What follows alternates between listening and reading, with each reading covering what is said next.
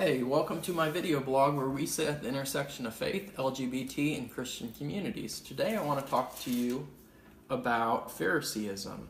In my transition between non-affirming to affirming, this came up. I ended up seeing a lot of the churches acting very Pharisaical. And I guess it's best shown in the incident that happened with World Vision. What happened is World Vision ended up changing their stance for a day, that they were going to accept married gay folks, provided that they came from affirming denominations. Now the evangelical world kind of got up in a tizzy and started withdrawing funding from them. And World Vision quickly changed their stance within a day, and as a result, some of the money never came back. I don't necessarily believe it went everywhere else, but the end result was 10,000 kids lost their sponsorship. So we have the possibility of a gay person working versus the pure religion of 10,000 kids. I guess the thing is, which one do you think would God be in? One of them seems a little sociopathic, and one of them seems pretty benign.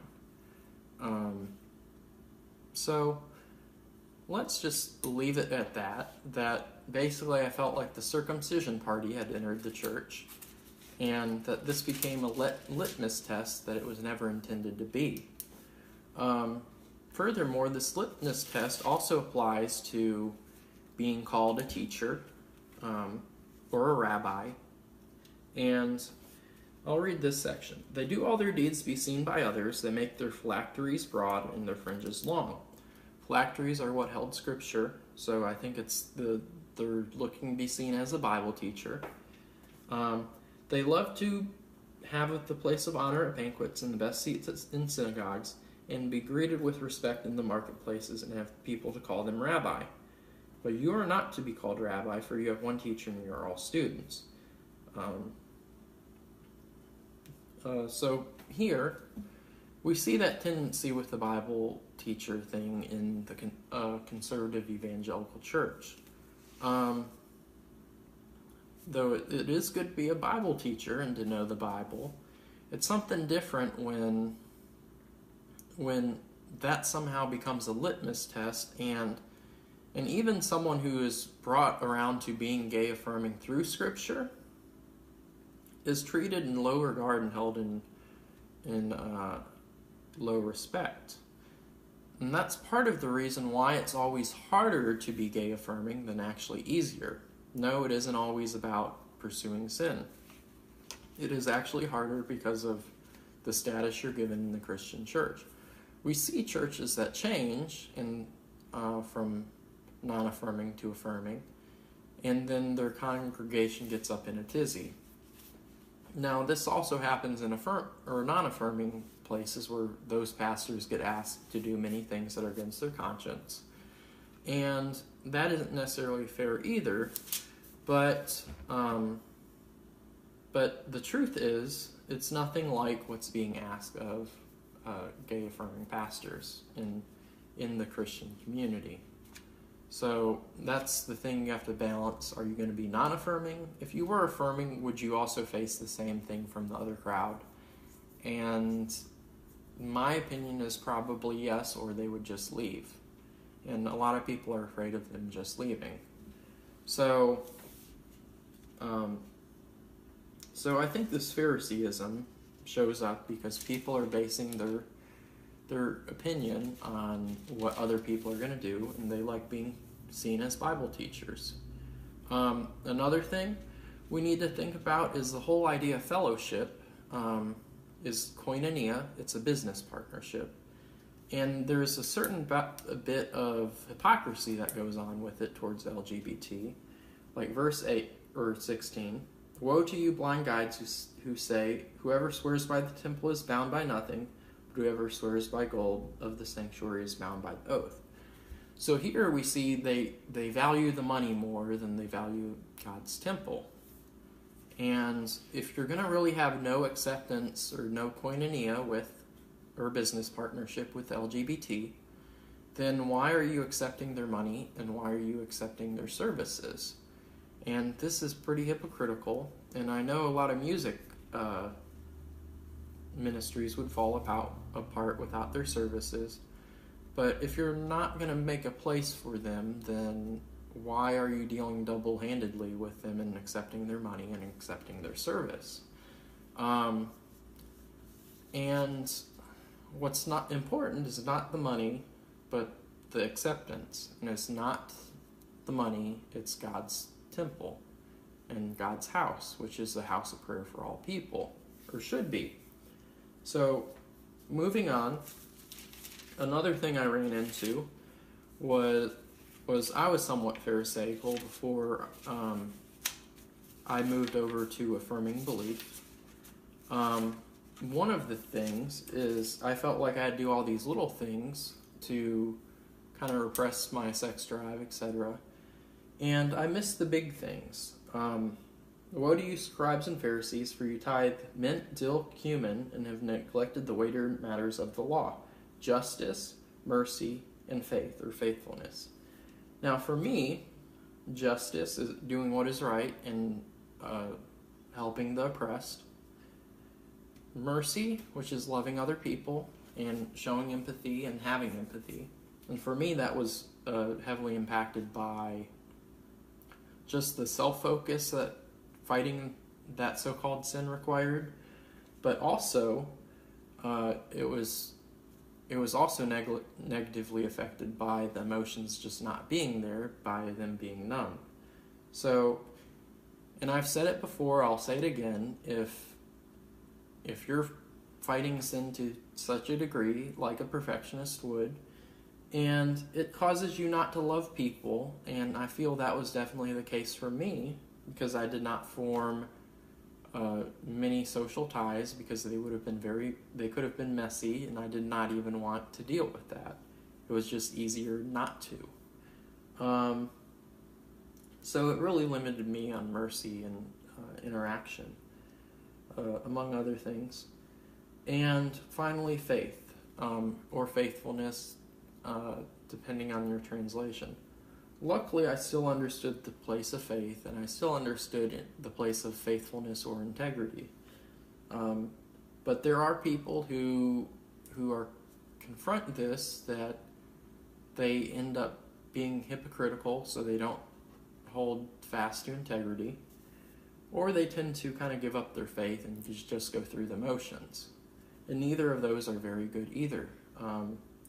So these are the weightier matters, but people are kind of stuck up on this affirming practice barrier. And it should not be that way, but it sometimes is. And I guess the thing is, there's nothing really against those relationships in Scripture, and there's possibly a few things against the sex side of things in Scripture, which I disagree with now, as far as them being there. But the line in the sand is drawn so far away from the sex side of things that it's just kind of ridiculous. And if you moved it closer to sex and just said no sex, well, that isn't very effective, because you have all these relationships that lead to genital expression. So, really, there's no really easy way of middle ground of affirming versus non-affirming, as far as the law, or as far as how you should treat people.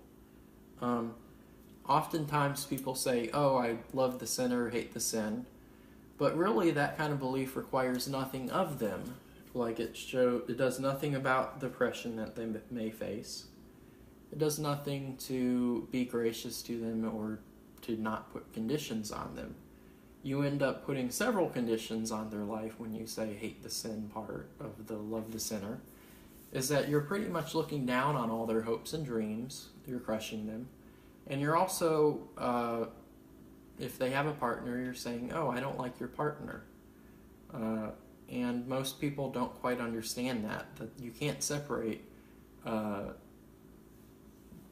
sin from, or the sexual nature of LGBT from someone's person. Like, we even see Paul says you cannot separate sexual immorality from the body. Everything else is outside of you. And that's just the nature of sexuality, is you can't separate it from a person. And when you try and do this, love the sinner and hate the sin, you're asking to separate something that I believe God said you can't separate. And that's one thing to think about, that there's no middle ground because of that. And I definitely felt that affirming belief requires a place for allowing affirming practice, and that there was no middle ground, as people sometimes indicate. Furthermore, it also protects affirming belief and allowing affirming practice protects against this hypocrisy where on the outside things look good, but inside people are full of dead bones and greed and self-indulgence. That outwardly they look good because they look like a Bible teacher, but you go around to gay affirming and it's like, oh, everyone's gonna slink away. I don't know about this. So, finally, the last part of Phariseeism that I see that's interesting is God's response.